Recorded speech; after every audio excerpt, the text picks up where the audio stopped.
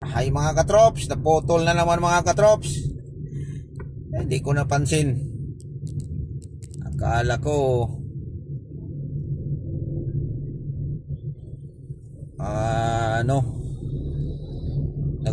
nag-play pa siya. Yung pala nag-stop na pala mga katrops, nag-automatic kasi nakasagap kasi na naman ng wifi. Yan yung ano natin. So good morning sa lahat. Happy Sunday to all. So mayroon tayong biyahe ngayon, mayroon tayong ihatid sa airport, Makati to airport. So nasa area pa tayo ng Rosario. Rosario tawag dito na ay Rodriguez dito sa may bandang Pasig. So mayroon tayong dalawang airport ngayon, Sunday ngayon mga katrops. So walang traffic at saka medyo maaga pa. Kaya yun, so sana tuloy-tuloy na to hanggang pagdating natin doon sa Makati.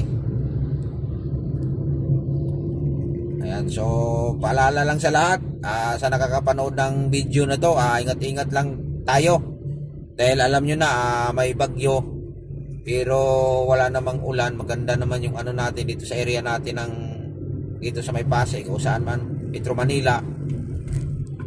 Pero medyo mahangin na. So ang pagkakaalam ko mga katrops, yung darating ng bagyo, si Pipito, mamayang hapon yun darating dito sa atin sa Metro Manila.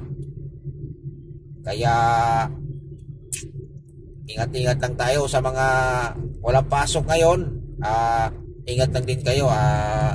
Alam nyo na kung anong gagawin sa mga pag may mga bagyo na bahay talaga yung area. So habang nandyan kayo sa bahay nyo, maluwag pa yung pagkikilos nyo. Alam nyo nang gagawin sa may karoon ng baha ng tinitirahang bahay.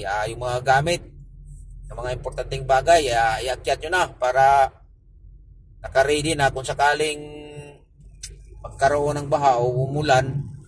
At least nakaready na, hindi na kayo nagmamadali. Pero pag mga ganito, medyo maganda naman yung panahon na wala namang ulan. Kaya yun, so yung ano natin mga katrops, dalawang airport to mga katrops. Pick up tayo ng bisita na naman, airport sa Terminal 3 to QC. So yung pick up natin ngayon, kaya lang siguro mga katrops, sana hindi mag-cancel yung flight nila kasi yung pangalawang pick up natin, ano lang yun mga katrops, domestic lang yun. Ito yung sinasabi ko, na-upload ko na sa YouTube na package na to. Balikan na yung ano nila, balikan na yung pick up nila.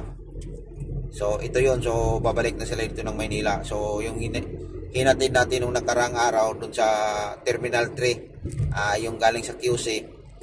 Ayan, so pipick upin natin pabalik. So ito yung mga bisita natin na tiwala sila sa atin. So maraming salamat din sa mga bisita natin. Iba na hindi na sila naghanap ng ibang masakyan, tayo nang kinukontak. Kaya yun, so medyo magandang biyahe natin ngayon mga trops dahil walang traffic. Sa bagay naman mga trops, linggo ngayon, tsaka maaga pa. Time check natin, 4:50. Kaya ayun, so medyo okay yung pagbiyahe natin maaga pa. Ganda ng ano mga trops, ganda ng trailer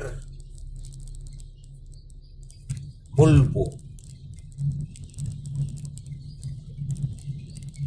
Ayun, so happy Sunday to all pala mga katrops.